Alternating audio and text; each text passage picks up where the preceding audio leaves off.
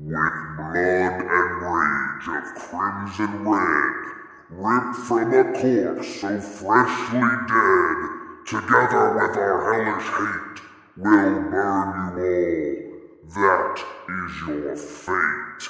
This is Red Lantern Russell from Tomes of Evil, and you're listening to Sector 2814, a Green Lantern podcast. Hi, this is Phil, and I'm here to make sure you know all about the Capes and Lunatics Patreon. Don't miss out on all new episodes of Wade's World, Boob Windows and Long Boxes, our Hard R movie reviews, and so much more, all completely uncensored. Access starts for as little as $1 a month, full videos when you pledge $3 a month. Check us out at the link in all of our show notes, or just go straight to patreon.com/capesandlunatics. Hope to see you there. This is Luca Perich, and you're listening to the Capes and Lunatics Sidekicks podcast. In brightest day, in blackest nights, No evil shall escape my sight. but those who worship evil's might. beware my power. Green Lantern's light. Hello and welcome back to another episode of Sector 2814, the Green Lantern podcast. I am Phil. Joining me, as always, Master of the Chord is... I'm Will. Hi, everyone. And he who dwells in eternal darkness, it is Kona. Hey. That's right, kids. Today we'll be talking Green Lantern 43 and annual number 2. That's right, kids. Bloodlines is upon us. You kids, you must subscribe to the YouTube just to see that Will's head just drop. He was just probably like, I just read these. Why can't I remind me? All right, so I was asking Will online, and he did nothing. Mr. Matt Conan, did you do anything for Free Comic Book Day? No, but I did go to my local shop on Free Comic Book Day Eve and buy comic books for full price. So, you know what? I could have went to the comic book shop today, but it was just so hot. I was trying to minimize my walking around just because I was working today. So, no. Was there any notable releases or cool things? I mean, I like it when stores do like different like sales and things like that. I hit a sale. My guy, he gave for $10. He gave you a bag and says, however many comics you can slip in a bag, that's what you get for $10. I told Will, I got a stack like that big for like $10. You know, current comics. That's like 2 comics, but yeah, I got a whole stack of old comics. But no, Marvel put out like 2 issues for Free Comic Book Day, Kona, and one of them, it's like the intro to the upcoming Ben Reilly stuff. So, That's cool. Yes. For the you think Bloodlines will? Yes. In the Free Comic Book Day issue was Ben Reilly versus Bushwhacker. Then the guy turned his hands into guns. Yeah. Okay, then. Oh, it says Chantal. What'd you say? I got Gloomhaven, Vampire, and Vampira books. I can't believe it. Robotech. My store don't have it. Yeah, like I was telling Will, like I know he was saying his neck of the woods, it's like COVID central. I said, luckily my guy was having like a sidewalk sale. That's cool. Yeah, like he's usually the only employee there, the guy who owns it, and but I guess he had his brother run stuff outside. So I was talking to his brother for the first time. I was like, man, he's at least buying you lunch, isn't he? I hope so. Making you work Free Comic Book Day. And my bag was full. I literally could not put any more in without ripping like either the bag or some comics. And that's when I came upon like a certain series, and like Conan just flashed in my head because I just got to the Dark Hawks. I was like, like, man, I would have grabbed some. And I need the drop, man. I need the drop. Oh, yeah, that's right. Sorry, man, I'm slipping. That's true. I was sitting there going through all those books. I came across some Dark Hawks, and all I heard in my head was The yin to Dark Hawk's yang. Absolutely. I saw some Sleepwalker books when I was digging through Dollar Comics. I did see a few of those, too. Yeah. Now, I got a, well, at least for the purposes of this show, I mean, I did get some Justice League, like those like late 80s, early 90s ones, you know, like Justice League International, Justice League Europe. I got a bunch of those. Oh, yeah. I did get a Justice League International cover. It's like, I haven't read it yet, but it's Lobo and Guy Gardner, you know, who'd have thunk it? Ooh, wow. And basically Lobo holding Guy Gardner by the shirt and Guy Gardner just crying. I think I don't know if it's like when he hit his head and he was like all like, you know. Oh, Mr. Sensitive? Yes. Okay. Nice. Yeah, I got a bunch of those. I got some old pre-crisis like action comics. Got some Wonder Woman. I did get some. Oh, what did I get? Marvel. Damn, I should have just brought the whole stack up. Like I said, it's it's huge. It's a huge stack. I did pick up some early Marvel Comics Presents. Oh, those are awesome. Oh yeah, there's like a bunch of like Colossus and Black Panther in it. Yeah. Mm-hmm. 2 Secret Defenders issues. We don't talk about Secret Defenders, though, right? I know. I haven't read them. I'm almost afraid to. A couple Elektra issues. Yeah. Nice little. Nice haul. Oh yeah. But like I said, I got the free comic book day issues. So yeah. Yeah. I'm like, I was gonna get them anyway, but I'm like, wait, the Spider-Man one has a prologue for the upcoming Penn Rally stuff. Damn it, I'm in. Sold. So, have you guys been watching or reading anything of interest? Oh, caught up on Superman and Lois. Oh yeah, do you like it? Yeah, it's Doing like the Eradicator. Yeah. Yeah, it's pretty good. I feel like it's we haven't started Stargirl yet, but yeah, the first the first one of season 2 just dropped on Tuesday. So, oh, did you guys watch the first episode of What If? That's why I did. Watched it either. Oh, you're ahead of me, man. I know, for once. It's a quick watch. Well, it's only like 33 minutes, I think. Yeah. That was my only problem with it. I was like, man, they could have made this a little longer, but it was good. Mm. Cool. We'll have to watch that. So I don't know if they're all going to be that tomorrow. short, but yeah, it's only 33 minutes. So yes, Captain Carter. Mm-hmm. Do they preview what else is coming up, or Not. I don't think on there, but I did hear. I think next week is the one about what if T'Challa became Star-Lord or whatever. oh, okay. I don't know if episode 3 is the Loki one. I think it's. I don't know if it's like what if Loki was banished to Earth instead of Thor or something. There's a zombie one coming up at some point. So those got these zombies.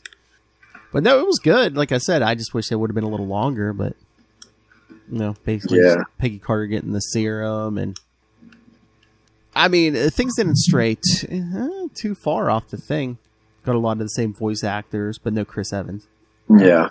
And the actor that they got was referred to as skinny Steve Rogers. Which is kind of cool.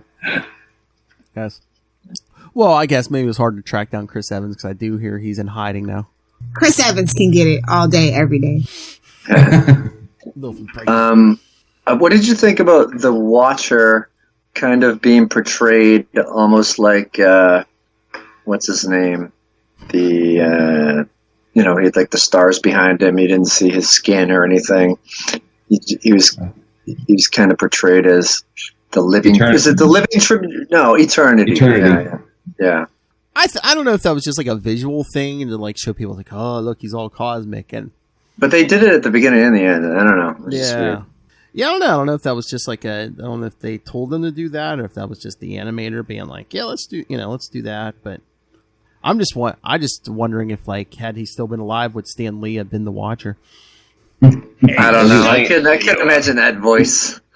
Excelsior! I will not interfere with anything. Face forward to the universe, true believers. Excelsior! Yeah. I mean, I don't know. I mean, he was kind of talking to them. What movie was that? Guardians of the Galaxy. There was one where he was like, talking to the Watchers. Yeah. Mm-hmm. Yeah. All right. But yeah, I'm trying to think. I don't think. Yeah.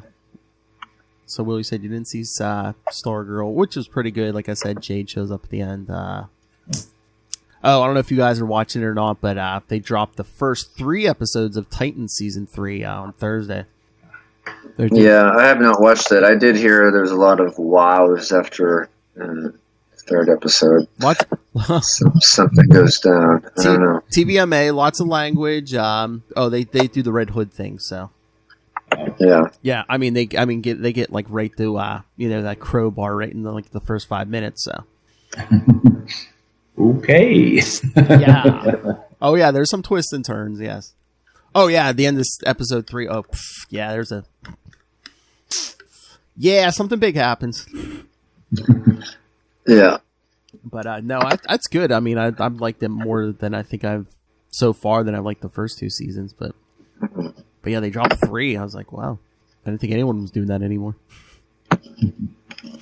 Oh, and then I guess Star Trek Lower Decks came back, but I didn't watch that yet. Oh, yeah, I didn't know that was back either. I know, we went like 2020, there was really like nothing, and all of a sudden it just seems like a lot's coming back because everything's back, back. Sorta, yeah. I mean, on TV. Yeah. No. Did anybody check out the Suicide Squad yet? Not yet. No, not yet. No. Giant alien starfish, Will. I thought I'd give you your homework. I know. I need to. HBO I'm busy. I'm sorry. Gotta watch that. Just some of it's so ridiculous. It's great. All right. We ready to jump into these 2 issues? Speaking of ridiculous. Oh! Yeah, right. Yeah, this first one doesn't have a big synopsis, but I believe the annual has like a pretty good one. So, yeah. All right. Let's get to Green Lantern Volume 3, of course, number 43 from July 1993.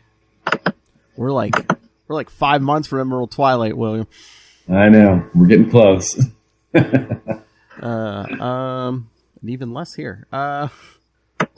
Perilous Nativity. Writers Gerard Jones and Steve Mattson. I don't know who. I think I've heard the name, but I don't remember what else he's done. Yeah, with 2 S's. Oh wait, there's a link here. Let me see. Oh wait. It's saying he was a writer, cover artist, colorist. So he might have been an artist too. It just says he's a writer. It says he worked for DC Comics, but I'm not seeing a list of like. Oh wait. Wonder if oh no, I guess he wrote some Superboy stuff in the 90s. This issue. Okay, well, besides this issue, it looks like he just wrote a bunch of Superboy stuff in the 90s. Okay. So maybe that's where you know the name from. I loved Superboy in the 90s. I was big time into it. The jacket? After the death of Superman. He was my favorite of the Superman replacements. It had some awesome art by like Tom Grummett, I think, and Carl Kessel, I think, was the inker. Yeah, it was an awesome book. Yeah. Oh yeah, I got a bunch of 90s Aquaman too, and I think the Superboy's in one of those. And I'll have to see if I can squeeze. I think I got an issue Aquaman 2, Cal Rayner's in it. So. Oh, this Steve Mattson, I guess he was like a colorist too, because it's saying he must have did some coloring on the upcoming issue 50. 51, 49, 50, 51, looks like 54, 55, number 0. So I guess he was an artist, then I guess maybe then he started writing, I guess. Interesting. But yeah, I guess he did a bunch of covers too that's saying like for Green Arrow and Justice League, Dark Stars. So, I don't know, maybe Jones was like showing him the ropes of writing, maybe? Who knows? Yeah. This really felt like a fill-in issue. Oh, yeah. Big time. Yeah. Pencil. I mean, and a lot of them have kind of felt that way too, though. So this was just even more magnified, I guess. So do you think things were maybe they hadn't decided on Emerald Twilight, but were things kind of in the air? I don't know. I mean, we still have good old oregano or oregano or whatever you want to call it, right? Oregano being mentioned this issue. Ergo. But I mean, I guess it serves to kind of move some things along, but it just feels so. It's also a really quick read too. I mean, the panels per page are pretty low, and it just kind of flies right by, and you're like, wait, what did I just read? But okay, pencilers Claude St. Aubin and Mark Bright. Inkers, Dave Cockrum, John Lowe, and Carlos Garzon. Colorist Anthony Tollin, letterer Albert de Guzman, editor Kevin Dooley and Eddie Berganza. All right. Like I said, this synopsis is kind of short, but the other one's a little bit more to it. Itty comes to Earth with his bride to escape the LaRue and find Hal Jordan. That's the synopsis. That's it. Wow. I know. That's an itty bitty synopsis.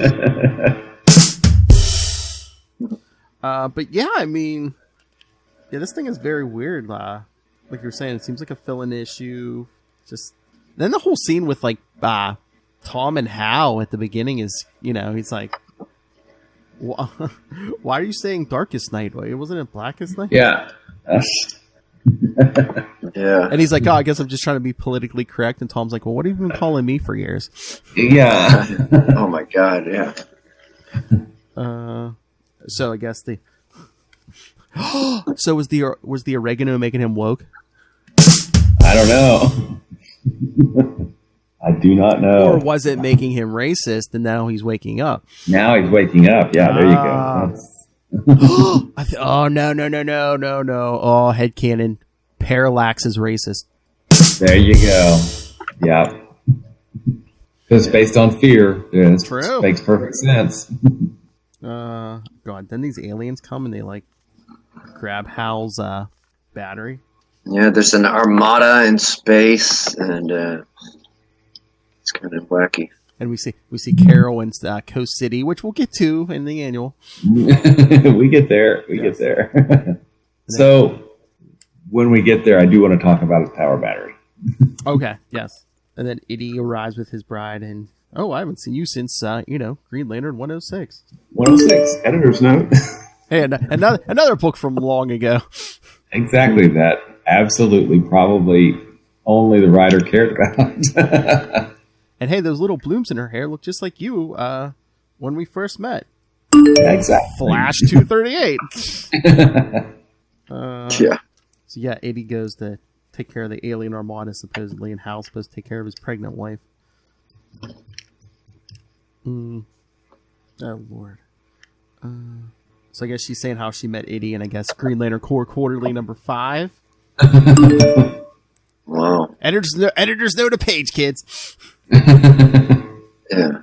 So he had just charged his. So he's on the clock now. Yeah, 24 hours. He's got a 24-hour charge. Yeah, but then these aliens try to grab his battery. He grabs back the ring, and it basically pulls apart and explodes.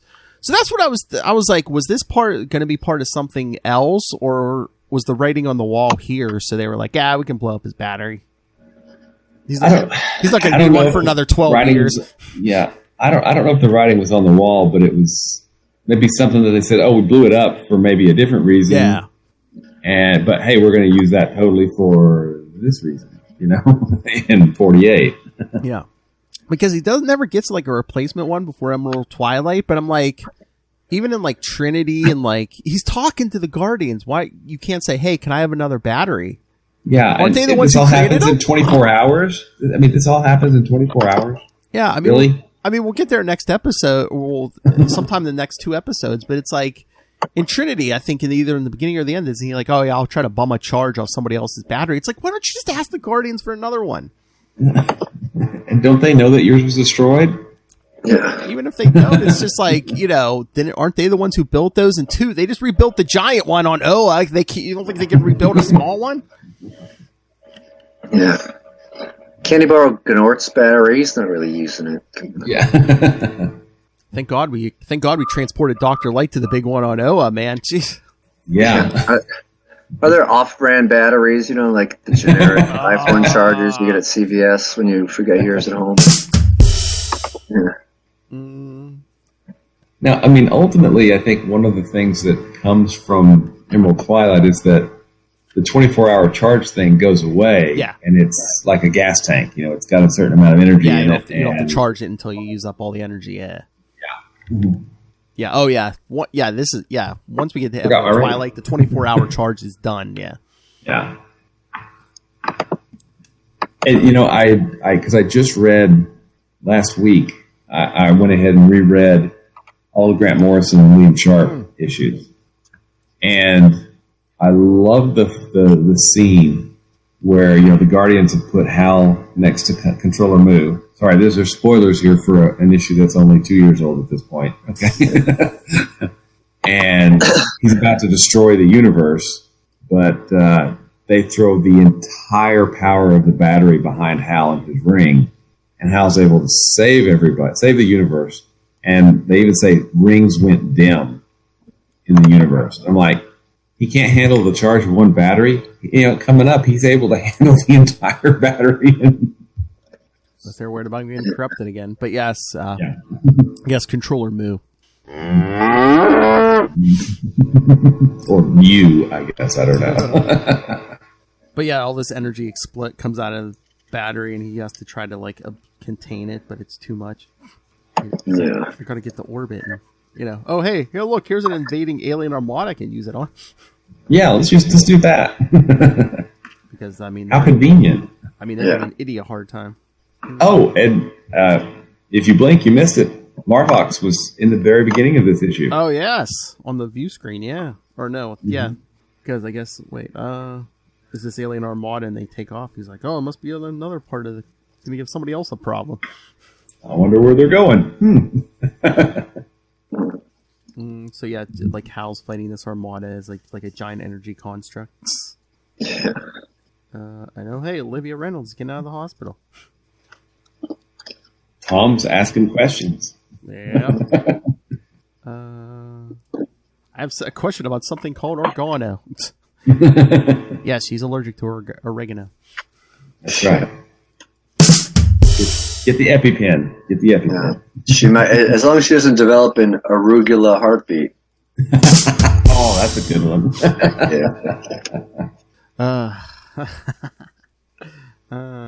That's right, kids. Macklin will pepper those jokes all through the episode.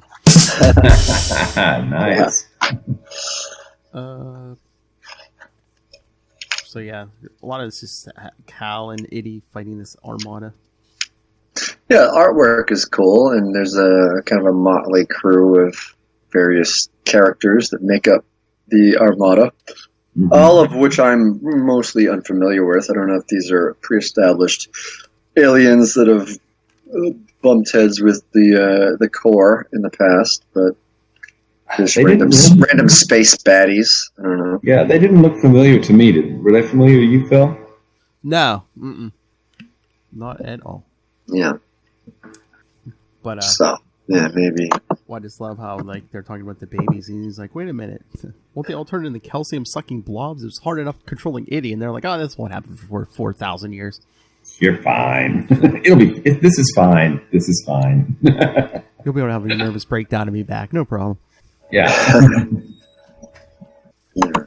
And then he's like, okay, so I have less than 24 hours to build this area for them in space and then figure out how to recharge my ring. Go ask the Guardians for a battery. Fly to Oa? I mean, come on. Exactly. Or maybe stick around another Green Lantern for a while. Yeah. Yo, Kilowog. I need a hand. Can't you borrow Jon Stewart's battery? He's on Oa. Can he charge right off that main battery?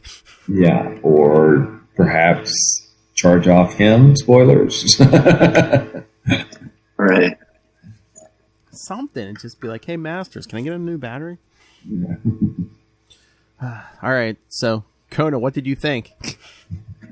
I mean, we kind of touched on it. It felt very random, especially from where the last issue left off. I was like, what's this at the comic book store incidents? I feel like it didn't really touch on any of that. And, we learned a little about these weird and very intricate, the mating process of these intergalactic psychic communicating blob things. And that Hal Jordan is not ready to be a father, but he doesn't have to worry about that for a few thousand years. Yeah.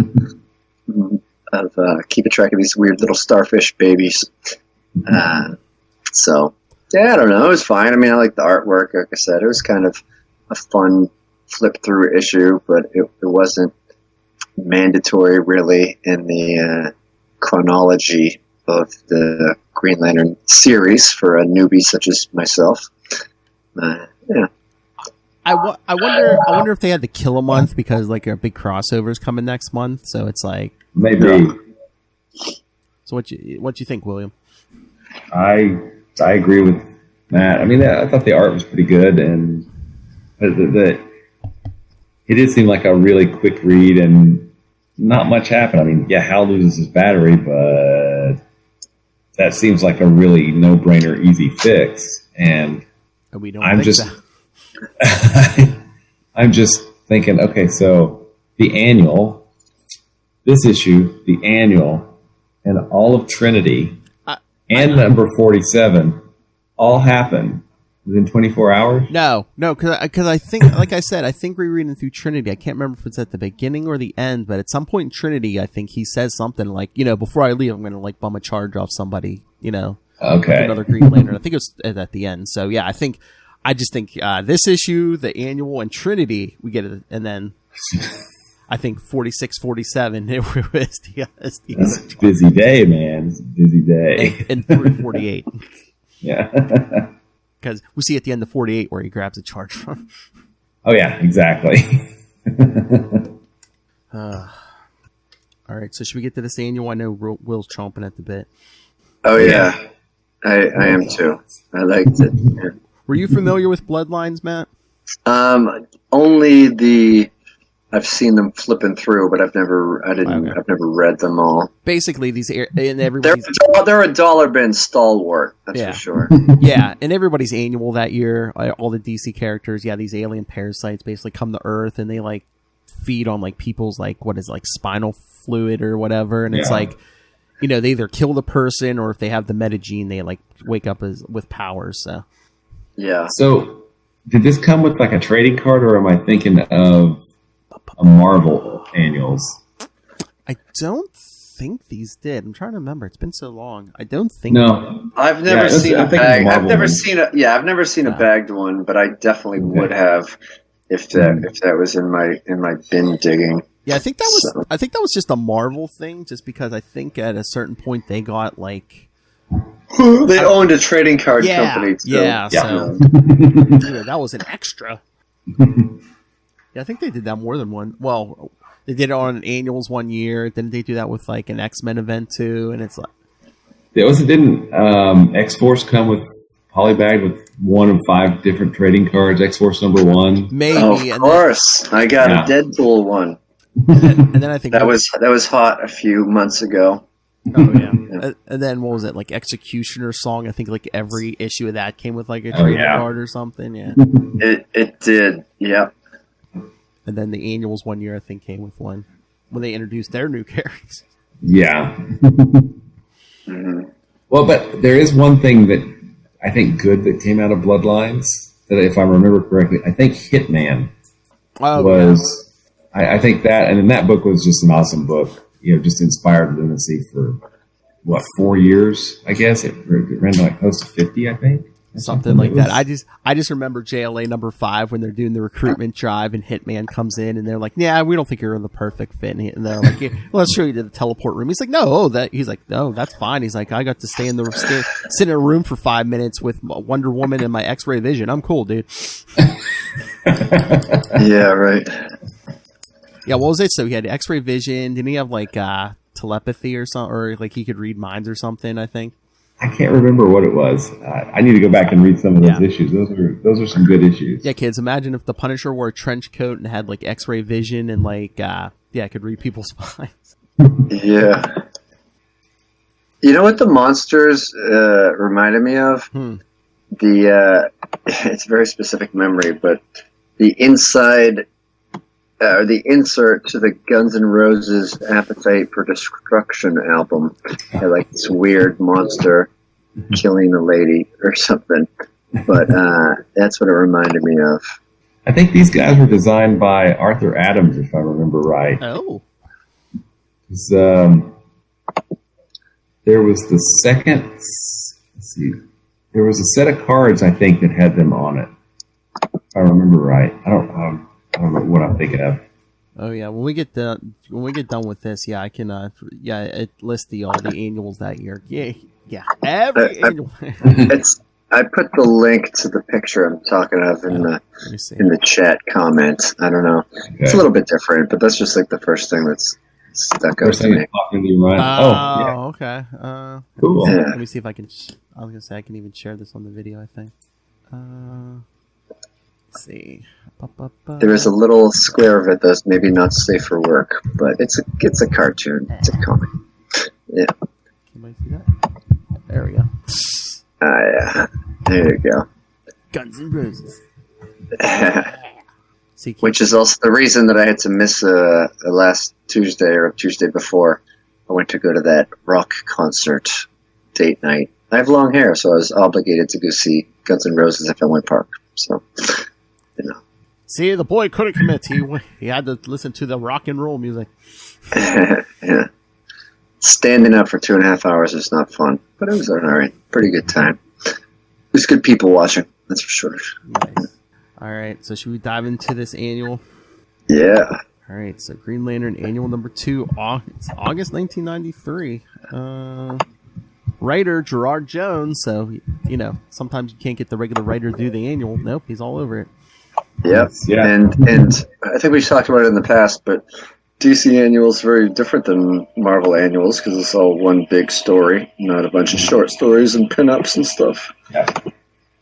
Oh yeah, especially this year. I think it worked in. I think they all worked into the regular continuity because like even the Batman ones were like the beginning of Nightfall. So like I think Bruce Wayne was in the first one, but the rest were like Azrael was Batman. So. Oh. Yeah. Cool. And I think I think it was during Reign of the Supermen too. So like each book had like a different Superman, one of the Supermen in it. Yeah. So yeah, writer Gerard Jones, penciler Mitch Bird, inker Dan Davis, colorist Steve Matson. So the co-writer on the last one is the colorist here. Letterer Albert de Guzman, editor Kevin Dooley, and Eddie Berganza. Title of this story: Where the Boys Are. Yeah, kind of an odd title. I think. Didn't we decide they were at the Guns N' Roses concert? Yeah. All right, here we go. Nice synopsis here. An alien parasite, Lissik, is in Coast City feeding on human prey. In a hospital, after draining most of the residents of their spinal fluids, she preys on paraplegic former athlete Nick Mayak. Later, to his surprise, Mayak finds himself not only still alive, but his legs have completely healed. He immediately leaves the hospital to go find his family. Hal Jordan, hearing about the recent brutal serial killings, comes back to Coast City for Carol Ferris. He begins investigating the killings as Green Lantern. Not worrying about that 24-hour charge at all. Nick excitedly comes home to his family and finds them all brutally slaughtered by the very same alien. Distraught, he seeks vengeance, and not wanting the police to botch it, he decides to don his own costume and seek it out for himself. He goes to question his next-door neighbor, Mr. Douglas, whose wife was also murdered, but instead finds an entire household of mutated husbands, men whom Lissik had turned into her physically enhanced, nearly rabid mental slaves. They hack his arm off with a meat cleaver and chase him into an alleyway. Mayak is surprised to find his arm grow back completely, and although he attempts to fight off the mutant widowers, he is at an immense fighting disadvantage until Green Lantern shows up on the scene. Should have been like, what are you doing here? I could have taken these guys with one hand tied behind my back.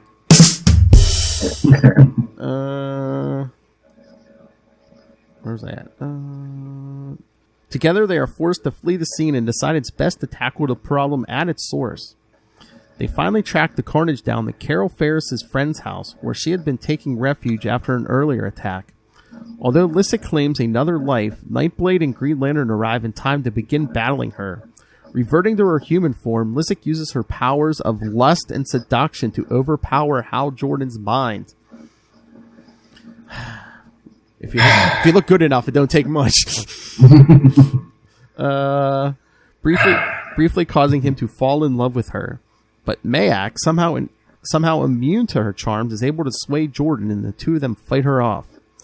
Although Jordan offers Nightblade the opportunity to be his partner as another Green Lantern, weren't they just at the end of Mosaic? Aren't they yelling at George Stewart for giving out rings? Now Hal Jordan's like, "Oh, hey, you want a ring? Here you go. I don't have any battery, not even for myself, but here, you want a ring, kid?"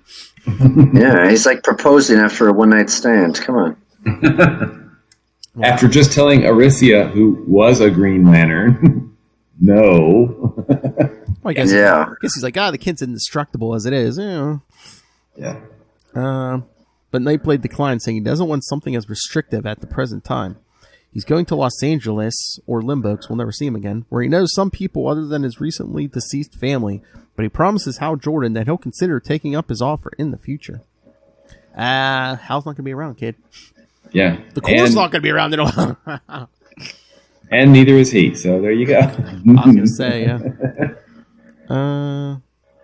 Oh, no, there was, I was doing a little quick reading on that. It looks like that they spun 7 series out of this, I think. Well, you said Hitman. What else did they? Here we go. Yeah. Anima, Argus, Blood Pack, Gunfire, Hitman, Loose Cannon, and Cyber Rats. Yeah, the ratio of cool names is a little low. Nightblade I didn't mind, although the brainstorming session to make was kind of funny. Dark Avenger, boring, or is it yawn or something? I don't know. Oh, Hitman got 61 issues. Damn. I mean, if you would have asked me, for the life of me, I wouldn't have. Gunfire got 14. That's even more unbelievable. Gunfire. I know, yeah. The Cyber Rats got like a 3-issue limited series. Loose Cannon got 4-issue limited series. He basically looks like a blue Hulk with a blonde. This whole issue is a very sexual in nature. Very, pushing the comics code to. This might be an M in today's comics, you know. I know, man. That alien woman was like trying to slip Hal a tentacle or something. I don't think those are tentacles.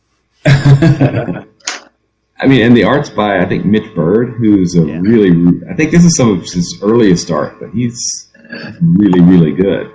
I dug the art. Yeah. Mm-hmm. Oh, no, I'm sorry. I guess from the cover of Blood Pack, it looks like Nightblade showed up here, but it lasted 4 issues. March to June 1995. And I was reading this 1993 or 94. Marvel was already putting out their 3rd set of the trading cards, and DC was like, okay, here's the DC Cosmic Teams, here's Bloodlines, here's the Return of Superman, and here is Batman the Animated Series. Yeah. Cards everywhere. Oh my god. I think this was around the same time that a lot of Image books had the word blood in them too. You know? Mm-hmm. Blood, young blood, and I don't know. There you go. Those are the best set of Marvel cards right there, especially card number 2. Yeah, right that's there. Kid. Quasar, number 2. Right behind Spider-Man. Wow. That card was by Greg Capullo and inked by Harry Candelario, and I believe Paul Mounts. Did Paul Mounts color all those? I don't know. I can't remember for sure. But if you want to find out, kids, you could always visit the Quantum Zone at quantumzone.org. That's right. You could. You should. All right, so more thoughts on this issue? I mean, Hal took a back seat, but I was kind of shocked at how ineffective he was. You know, wouldn't he ask the Ring, "Hey, what is this thing? Hey, what's going on with these dudes that look like mutants?" You know, it seems like him and the Ring aren't on talking terms anymore. I mean, it looked battery fallout. I don't know. it looked like the issue looked really nice. It just doesn't make a lot of sense, but yeah, it was kind of like I could tell. I don't know. There was a lot of. It was like a horror movie with Green Lantern thrown into it, in comic book form, of course. You know, it was probably around the time after Alien 3 had come out, and I think it was pre-Independence Day. But there was just this. Maybe Species had just come out. This was kind of like that, you know, sexy alien and making husbands forget about their murdered wives. I don't think it would be. Maybe it was around this time, or just a couple of years later, where Stormwatch would cross over with aliens, and most of the team would get killed by aliens. That was kind of what led into the Authority. Wow. You know, it's actually a really good issue, but I liked a lot of the characters that got aliened. Yeah. I mean, and again, I don't know if they know Emerald Twilight's coming yet or not, because I'm like, in the next 2 weeks, we'll see. It seemed like in Trinity, it seemed like they had a lot more stuff coming, but then had to. But I mean, look at tonight. What did we go over? He loses his power battery. Then at the end of the annual, he's like, "Hey, Carol, let's go back to Montoya Bay." She's like, "Nah, I'm going to stay here." Yeah. See, and I think there were other plans for Green Lantern for Hal. Yeah. At 50, I think I remember reading an interview after the fact that regardless, after 50, Hal was like out of the book. So, but he was going to go off as a renegade or something, because that's never been done, right? Wait, are we up to like 8 times now? Whatever. Well, I was going to say, what are they going to do? Give him a yellow ring? Yeah. No, I think he was going to. I don't know how they were going to pull it off. Oh, was he going to become a Dark Star? Who knows? I may have to do some research to see if I can find some of those articles around Emerald Twilight, but that's interesting. So they were just going to kick him out of the Corps, but I guess Ron Mars came in and was like, "Nah, it's just nuke it all, burn it to the ground." I think I don't know. I don't know that was Mars's decision. I think that may have been editorial. We're going to turn Hal as a villain. There's no going back after this.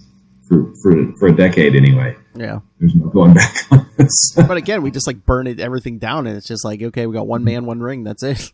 Yep. And I have to say, there were the treating the ring like it has a gas tank. I like that a lot better than you can do whatever you want for 24 hours. You have unlimited power. Yeah, exactly. But at 1 second, it goes, or even the more ridiculous premise. It's like, say you don't use the ring for 24 hours, then it's just going to shut off and you have to recharge it again after 24 hours. Well, I think, what was it, the story that Wade wrote in the Green Lantern Quarterly, where he's like, take me back in time, not enough power. Do this, do this. Finally, he just takes it off and throws it at the thing, and it, breaks it, which I thought was an awesome little... Yeah, because once you treat it like a gas tank, once we get past rebirth, those rings are like, you got 20% power left. You got, Yep. Mm-hmm. Yep. It'll tell you exactly how much is in there. And, that's something I think probably wasn't really, I don't know if it had been feasible to do it, at this time, but once you get digital lettering, you get to do cool things like, the rings have a certain font and a certain, background that has their... Yeah. Percentages in it. You get to give characters different font styles and have them, or like the logos pop off the chest and stuff. Yeah. But no, besides the 24-hour charge, once we hit Emerald Twilight, we get rid of that yellow weakness also. That's true. Yes. Pretty much. I mean, that does come back though for after Rebirth, when it really is. It only affects newbies. Yeah. To be invulnerable to fear, you have to know it or something. I can't remember. Yeah, sometimes you just have to give it a little extra willpower. But yeah, kids. After next couple weeks, we're not gonna be able to hit any of them over the head with a yellow lamp or anything, or lock them in a yellow safe. Nothing. Or a banana. The gorillas. Yeah. The Flash's boot. Joe's ring, I think, in Far Sector is special. It's different than the standard rings. Yeah, I'm trying to remember. Doesn't it like recharge itself, but you have to give it enough time, you know? Yeah, or something like that. I need to go. I want to. Has 12 come out of Far Sector? I believe, or just 11? Yeah, no, 12's out. 12's out? I don't think I may not have it yet then. So I need to, when it gets in, I need to go back and I want to reread that whole thing. That's a good series. Yeah, me too. And we're totally talking about everything except this issue, aren't we? Well, again, what happened? It's like, you know, again, that first one felt like filler, and then Bloodlines, it's like, it's Bloodlines. It's pure 90s. It's peak 90s, isn't it? And I guess they had that alien try to seduce Hal, because it's like, otherwise it's like, was there really any danger? Couldn't he have just bubbled up anything he's found in this annual? Shh, that's a Quasar trick. Shh.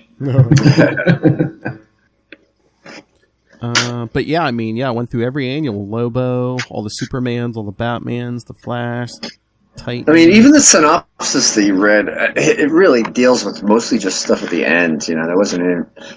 I mean, there's just...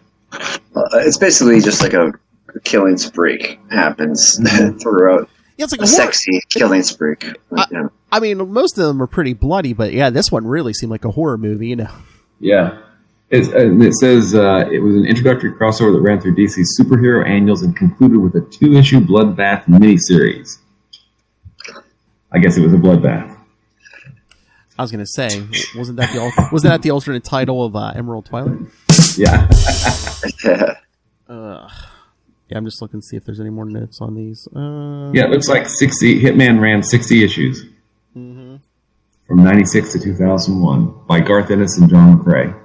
But yeah, I thought, like you said, 40-some. I would have bet the farm it would have been something like that. No, I didn't think he hit 60. Yeah. But he did, apparently, so that's pretty awesome. That's 5 years. So it's a good long run. So I was going to say, in the 90s, I think Deathstroke hit around 60 issues, so he got about as many issues as Deathstroke. I mean, that's as many as we got with Quasar, right? I know. That seemed to be crazy, magic, right? I guess that was the magic number in the 90s, man. If you hit, say, you know. Yeah. If you weren't one of the, a Batman or a Spider-Man, get 60. One of the A-listers? Yeah. All right. We said all we had to say. Uh-huh. All right, so here. I'm pretty sure. Let me double check here. 99.9% sure it's Trinity, so. Again, kids, yes. So next 2 weeks, we'll be breaking Trinity up into 2 parts because it's 8 issues total, so. Check. Yes, part 1 next week from Trinity number 1, Green Lantern 44, Legion 9357, and Dark Stars number 11. Yep. And then in 2 weeks, part 2, Green Lantern 45, Legion 9358, Dark Stars 12, and Trinity number 2 wraps it up. Cool. And this is in the days when Trinity was a Green Lantern thing, not Batman, Superman, Wonder Woman. Yeah. Yeah. Oh, we got a couple Trinities in that crossover, which we'll get to. Yeah. Yes, and then in 3 weeks, we'll talk some Reign of the Supermen. That's right. Yeah. Yeah, I threw 2 Superman issues on there, including the return. Nice. All right, so... Yeah, lots coming, kids, including Emerald Twilight will be here before you know it. Email us your thoughts, capesandlunatics@gmail.com, or call the voicemail, 614-382-2737. That's 614-38-CAPES. And remember to follow Sector 2814 on Facebook and Twitter. Go join the Book of Oa, our Facebook fan group. Find links to all the various social medias for all the shows. Links to this YouTube channel if you want to see the... Guns N' Roses cover art, links to the Patreon, links to merch, links to everything all in one place. That's Linktree, linktr.ee/capesandlunatics. And please remember, support all things Southgate Media Group at southgatemediagroup.com. Go subscribe to the Southgate Media Group YouTube channel and the Patreon. And also, it helps go pick up Pod Life the book, now in digital and paperback. And when you get that on Amazon, use the link for Southgate Media Group right down there in the show notes. Help us support this show, the network, and that fluid-sucking alien himself, Rob Master Southgate. Make it rain, so says Master Doom. Please kick me in the pants. Mark my words. All right, Matt Kona, where can people find you rocking out? I'm on social media at Matt Kona, and as my tour guide alter ego, Max Martial Arts at MMA BDT. So, all around. He gives me his bone. Give me your bone. Whoa! Suck it, Lilith. See you later, bunkies. Will Allred, Master of the Core, Master of the Quantum Zone, Crossover Division, Diary of Night. Where can people find you and all your things? You can find me at Wallred. That's at WALLRED at Gmail and Twitter and Facebook and probably Instagram. You can find self-published book Crossover Division, where I am writer, and amazing art by Pablo Martinena at crossoverdivsion.com. And you can find Diary of Night at diaryofnight.com with amazing art by Gene Gonzalez. And if you want to know more about Quasar, you can always head over to the Quantum Zone, quantumzone.org. I'll put it in my navel. Hey, boys, you look at the party? I love the party.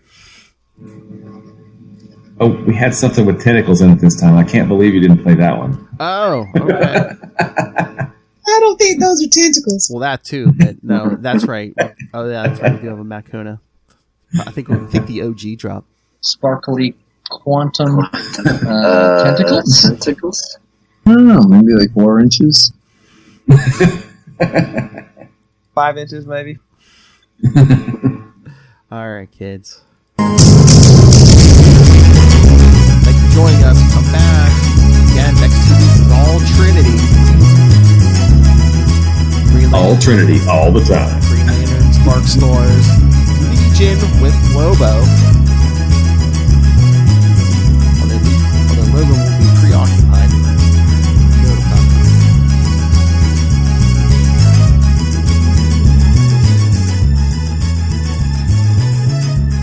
Bunch of shiny 90s covers.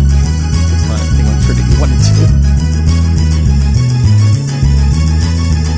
Did Wade write those Legion issues? I'm pretty sure. But we'll find out next time. That's right. But until then, watch your necks. Hey there everyone, I'd like to tell you about the YouTube channel I Am Your Target Demographic. If you're a fan of comics, we have plenty that you'll enjoy over there, including a series called Heroes Like Us that explores comic characters of all sorts of different identities. And we even have a series that defines words that are used in nerd culture that you may not know what they mean. So you can check us out by heading to YouTube and searching I Am Your Target Demographic, or look up IAYTD on any social media outlet.